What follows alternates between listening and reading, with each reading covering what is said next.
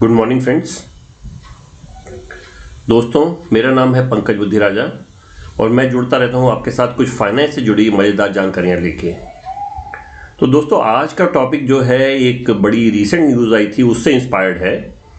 तो 2-3 दिन पहले एक कोऑपरेटिव बैंक है, न्यू इंडिया कोऑपरेटिव बैंक, जिसके ऊपर आरबीआई ने जो है कुछ रिस्ट्रिक्शंस लगा दी। तो मैं न्यूज़ देख रहा था कि पूरी पैनिक है, डिपॉजिटर्स जो लाइन में खड़े हैं और एक ही क्वेश्चन है कि क्या हमारा पैसा हमें वापस मिलेगा, नहीं मिलेगा। तो ये दोस्तों थोड़ा सा रेगुलर होना शुरू हो गया है।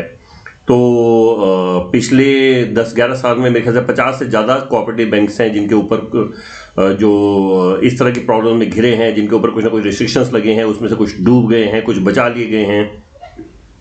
अभी पीछे Punjab Maharashtra cooperative bank, PMC bank, जो कि बहुत बड़ा कोऑपरेटिव बैंक था, उसमें भी ऐसे ही हुआ था।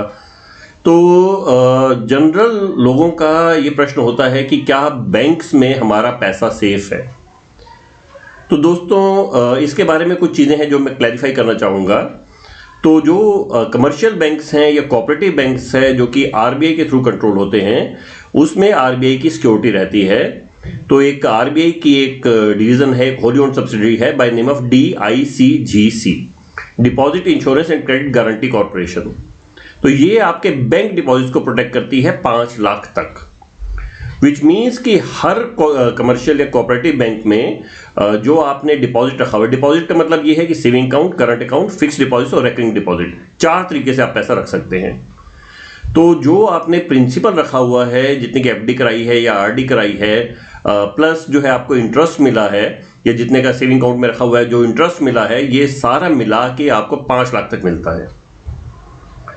तो यानी कि अगर हम एक एग्जांपल के तौर पे लें कि मान लीजिए आपने एक बैंक में, इसी तरह के बैंक में जो है अकाउंट खोला हुआ है जहां पर 10 लाख रुपए आपके सेविंग अकाउंट में पड़ा हुआ है और 40 लाख रुपया आपकी एफडी में है।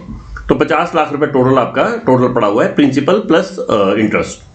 तो ये बैंक कल को डूब जाता है, बंद हो जाता है, तो आपको 5 लाख मिलेगा और बाकी सारा पैसा जो है वो आपको जो आपका 45 लाख है वो डूब जाएगा। आपने 50 लाख रुपए रखा हुआ था और 5 लाख मिलेगा, बाकी 45 लाख आपका डूब जाएगा। तो आरबीआई इस मामले में वैसे बहुत स्ट्रिक्ट है और बहुत शानदार आरबीआई की वर्किंग रही है पिछले 50, 60, 70 सालों में। इनफैक्ट वो तो 1934 से है आरबीआई। तो आज़ादी के बाद भी आरबीआई ने बड़ा शानदार काम किया है। और जहाँ पर बैंक्स में प्रॉब्लम भी आई, तो शायद छोटे बैंक थे, बैंक ऑफ राजस्थान था या बैंक ऑफ मजरा था या सेंचुरियन बैंक था या बैंक ऑफ पंजाब थे या इवन येस बैंक जैसा बड़ा बैंक था, तो आरबीआई ने किसी बैंक को जो है इस तरह से डूबने नहीं दिया। कोऑपरेटिव बैंक्स में 2 सिचुएशन अलग है, वहाँ पर जो है इस तरह के केसेस आए हैं। तो मेरे जब दोस्त लोग पूछते हैं तो मैं उनको हमेशा ही एडवाइस करता हूँ कि एक बात कही जाती है विच सेज कि return of money is more important than return on money. तो जब लोग एफडी वगैरह चूज करते हैं, देखिए एफडी क्यों चूज करते हैं? एफडी चूज करते हैं सेफ्टी के लिए। अगर आपको रिस्की इंस्ट्रूमेंट में ही जाना है तो आप म्यूचुअल फंड में जा सकते हैं, स्टॉक्स में जा सकते हैं, गोल्ड में जा सकते हैं, दूसरी इन्वेस्टमेंट कर सकते हैं। तो आप जो है अगर आपको रिस्क लेना है तो आप इन्वेस्टमेंट साइड पे या उस तरह के इन्फ्लेशन बीटिंग रिटर्न्स के लिए जाना चाहते हैं तो म्यूचुअल फंड, स्टॉक्स, गोल्ड वगैरह साइड पे जाइए, प्रॉपर्टी में जाइए। अगर आप एफडी कर रहे हैं तो मुख्य मकसद क्या है कि आपका पैसा सेफ रहे। तो ये देखिए कि रिटर्न ऑफ मनी होना चाहिए। ये देखिए कि मेरा पैसा वापस आएगा या नहीं आएगा। रिटर्न ऑन मनी तो बाद की बात है। तो मैं ये नहीं कह रहा कि आप एफडी के इंटरेस्ट वगैरह मत देखिए, पर उसके साथ सेफ्टी भी जरूर देखिए। तो जो है अभी तक आरबीआई ने जो है हमेशा पब्लिक को बचाया है और बहुत शानदार तरीके से काम किया। आरबीआई मेरे ख्याल से शायद धरती पे शायद ही कोई सेंट्रल बैंक इतना शानदार काम करता है जितना कि हमारा रिजर्व बैंक ऑफ इंडिया है। फिर भी जो है मैं आप लोगों को हमेशा ये एडवाइस करूंगा कि आप एटलीस्ट रूल रेगुलेशंस जान के और थोड़ा सेफ्टी ध्यान रख के फिर ही आगे काम करें। इसके बाद जो है कई लोग मुझसे यही पूछते हैं कि मार्केट में बहुत सारी एनबीएफसीज हैं, नॉन बैंकिंग फाइनेंस कंपनीज, क्या ये भी आरबीआई से रेगुलेट होती हैं? जी हाँ, ये भी आरबीआई से रेगुलेट होती हैं।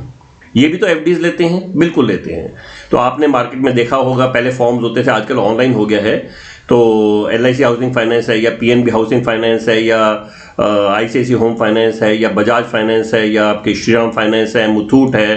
तो इस तरह की कंपनी जो है आपके पास रेगुलर मार्केट्स में आती हैं और आपसे एफडीज वगैरह जो है लेती हैं। क्या ये पैसा भी DICGC से जो है सिक्योर्ड होता है? जी नहीं। ये पैसा DICGC से सिक्योर्ड नहीं होता। विच मीन्स कि अगर आप किसी NBFC के साथ जो है FD कराते हैं और कल को भगवान ना करे वो NBFC डूब गई तो फिर आपको कुछ भी नहीं मिलेगा। तो आपको ये ध्यान रखना होता है कि DICGC जो है सिर्फ RBI के जो कंट्रोल बैंक्स हैं, जो कि आपके मेजर कमर्शियल और कोऑपरेटिव बैंक्स हैं, उनके थ्रू ही काम करता है। तो क्या NBFCs के साथ FDs नहीं करनी चाहिए है? जैसा मैंने बोला, ये आपको देखना है कि NBFC कितने स्ट्रांग है, जैसे कि बजाज फाइनेंस है या मुथूट है या ICICI होम फाइनेंस है या LIC हाउसिंग है, काफ़ी स्ट्रांग NBFCs हैं, तो इनके डूबने की कोई संभावना नज़र नहीं आती। ये काफ़ी स्ट्रांग है, मार्केट में काफ़ी टाइम से हैं और काफ़ी अच्छे प्लेयर्स हैं। तो मेरा हमेशा मानना यह है कि जब भी आप अपना पैसा डाल रहे हैं तो पहले आप देखिए। इसके लिए एक वर्ड यूज किया जाता था जो कि हमारी जुडिशरी में भी, लीगल में भी यूज होता है, अंग्रेज भी काफी यूज करते थे। तो पुराना वर्ड है विच सेज कीविएट एम्प्टा।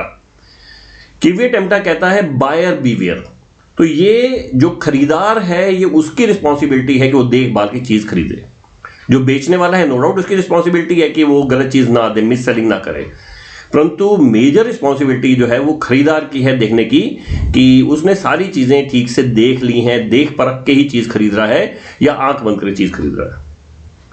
तो छोटे से लालच के बीच में जो है वो सब मत पड़िए और ये सबसे जो है आपका नुकसान हो सकता है। तो सारी चीज़ जानिए कि मेरे देश के कानून क्या हैं, किस तरीके से जो है मुझे पैसा मिल सकता है या रहेगा। तो ये बड़ा दुखदाई होता है टीवी पे देखना कि लोग जो है रो रहे होते हैं कि हमारी ज़िंदगी भर की जो है वो सेविंग चली गई, या जो है हमने 35 लाख या 40 लाख की FD कराई थी थोड़े से हायर इंटरेस्ट के वजह से एक किसी छोटे कोऑपरेटिव बैंक में या उसमें, और उसके बाद अब उसका पता नहीं है।